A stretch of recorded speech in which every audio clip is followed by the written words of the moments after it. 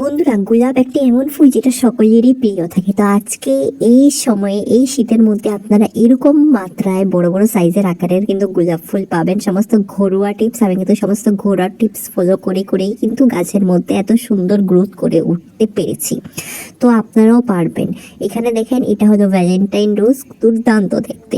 অনেকে বলছে যাদের গোলাপের পাতা হলুদ হয়ে ঝরে পড়ে যাচ্ছে, পাতার মধ্যে বিভিন্ন স্পট হচ্ছে এবং কোনো গ্রোথ বৃদ্ধি হচ্ছে না, উল্টো ফুলের সাইজ ছোট হচ্ছে। তো আজকের এই ভিডিওর মধ্যে আমি সমস্ত টিপস অ্যান্ড ট্রিক্স আমি আপনাদের সঙ্গে শেয়ার করব যে শীতের মধ্যে আপনারা কি এমন জিনিস ব্যবহার করে গাছের মধ্যে তো সুন্দর ফলন পাবেন। তো যারা নতুন এসেছেন আমার চ্যানেলের মধ্যে, অবশ্যই আমার চ্যানেলটিকে সাবস্ক্রাইব করে পাশে থাকবেন, কারণ এটা আমার নতুন চ্যানেল। অল্প আমাকে সাপোর্ট করবেন এগিয়ে যাওয়ার জন্য। আমি কিন্তু আপনাদের সকলের সঙ্গে কিন্তু ঘোরা টোটকা শেয়ার করে থাকি, আপনাদেরকে 1 টাকাও খরচ করতে দিই না। চলুন বন্ধুরা, ভিডিওটা একদমই স্কিপ করবেন না, স্কিপ করে গুরুত্বপূর্ণ জিনিস মিস আউট করে ফেলবেন। চলুন শুরু করি।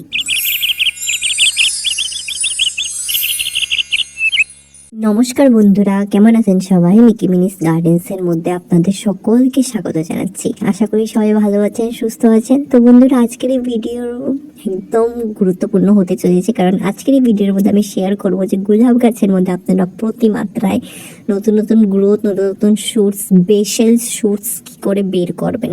কারণ যতটা ডাল বের হবে ততটাই কিন্তু গোলাপ গাছের মধ্যে ফুল ধরবে। নতুন ডালের মধ্যে কিন্তু অসংখ্য পরিমাণে ফুল ধরে থাকে এবং পুরনো ডালের মধ্যে কিন্তু ফুল ধরে না।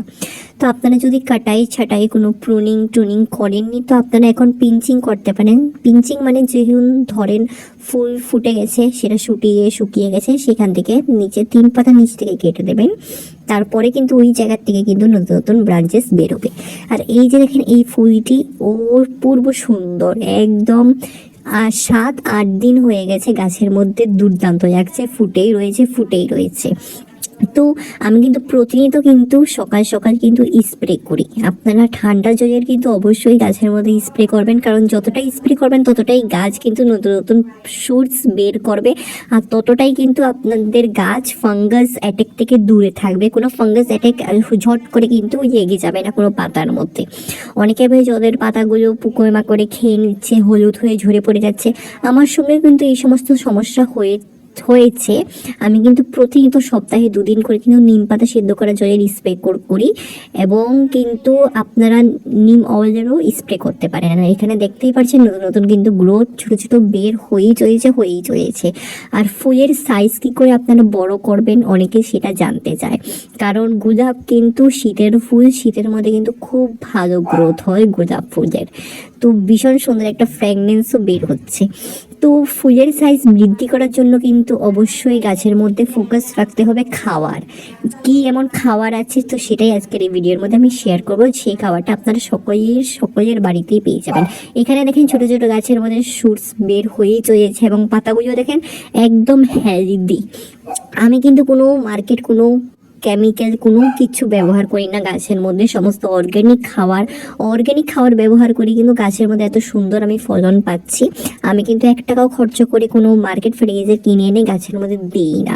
তো আপনারাও কিন্তু এটা ফলো করবেন অবশ্যই। অর্গ্যানিক কিন্তু কাজ করতে দেরি করে, বাট যখন কাজ করবে তখন অপূর্ব রেজাল্ট দিয়ে দেবে। কিন্তু এখানে দেখতে পাচ্ছেন সমস্ত অর্গ্যানিক কেয়ার। পাতাগুলো দেখেন নতুন নতুন কিন্তু এগুলো বের হয়েই চলেছে। পাতাটা শেষ নেই। আর যে সমস্ত পাতা শুকিয়ে গেছে, কুকড়ে গেছে, সেগুলো হাত দিয়ে কিন্তু সরিয়ে দেবেন, পিঞ্চিং করে দেবেন। আর গোলাপ ফুলের কিন্তু একটা সিক্রেট আমি আজকে আপনাদের সঙ্গে শেয়ার করি। চলুন, একটা অবশ্যই জিনিস করবেন যদি এরকম নতুন নতুন পাতা, নতুন নতুন শুটস বের করতে চান, আর সেটা হলো অ্যালোভেরা কিন্তু খুবই গুরুত্বপূর্ণ। অ্যালোভেরার স্প্রে যদি আপনারা প্রতিনিয়ত সপ্তাহে 2-3 দিন করে করেন, তাহলে কিন্তু অবশ্যই যেই সমস্ত গাছের মধ্যে ফুল ফুটেনি, যেই সমস্ত গাছের মধ্যে নতুন ব্রাঞ্চেস বের হয়নি, সেই সমস্ত গাছের মধ্যে কিন্তু ভালো মাত্রায় আপনারা রেজাল্ট পাবেন। আর কুড়ির মধ্যে কিন্তু অবশ্যই ওয়াটারের স্প্রে, অ্যালোভেরা স্প্রে করবেন। কুড়ির মধ্যেও কিন্তু কোনো ফাঙ্গাস অ্যাটাক হবে না। অনেকে ভাবে যাদের কুড়িগুলো ফাঙ্গাস অ্যাটাক হয়ে গেছে, পোকামাকড় আক্রমণ করে দিয়েছে, তার জন্য কুড়িগুলো ছোটে ছোটে পড়ে যাচ্ছে। তো ভালো করে স্প্রে করবেন, অবশ্যই কুড়িও ঝরে পড়বে না।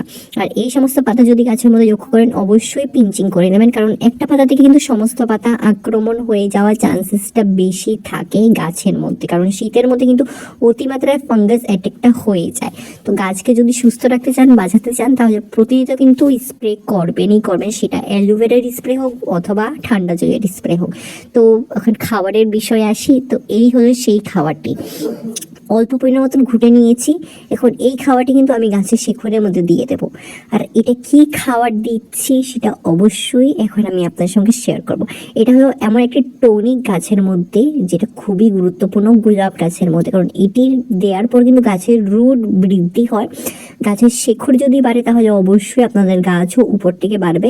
সেই সমস্ত গাছের মধ্যে কিন্তু নতুন নতুন শুটস অবশ্যই বেরোবে, কারণ এটা হলো আমাদের গাছের ব্রাঞ্চেস স্টেম, যেটা গাছের ব্রাঞ্চেস আছে সেটাকে প্রচণ্ড পরিমাণে স্ট্রং করে, আর সেই সমস্ত ব্রাঞ্চেসগুলোকে বুস্ট করে কিন্তু নতুন নতুন কিন্তু শুটস বের করায়। আর এই জিনিসটা হলো ছাইয়ের গুঁড়ো আপনারা অবশ্যই দেবেন, অথবা যদি ছাই নেই তো কিছু পরিমাণ কাগজ বা খড়ি টুকরো টুকরো ভালো করে পুড়িয়ে সেই সমস্ত দেবেন, খুব ভালো রেজাল্ট পাবেন, কারণ এটির মধ্যে প্রচণ্ড পরিমাণে পটাশিয়ামে ভরা। আর এখানে দেখতে পাচ্ছেন ফুলের গ্রোথ কিন্তু অপূর্ব হয়েই চলেছে। তো বন্ধুরা, যদি আপনাদের এই ভিডিওটা ভালো লেগে থাকে তাহলে অবশ্যই আপনারা আপনাদের প্রিয় গার্ডেনিং ফ্রেন্ডসের সঙ্গে আমার ভিডিওটা শেয়ার করবেন, আর অবশ্যই আমার পাশে থাকবেন, কারণ এটা আমার নতুন চ্যানেল। আর অবশ্যই আমার এই চ্যানেলটিকে সাবস্ক্রাইব করে দেবেন, অল্প আমাকে সাপোর্ট করবেন, লাইক শেয়ার কমেন্ট করবেন। পরবর্তী একটা নতুন ভিডিও নিয়ে আবার আসছি। সবাই ভালো থাকবেন, সুস্থ থাকবেন, ধন্যবাদ।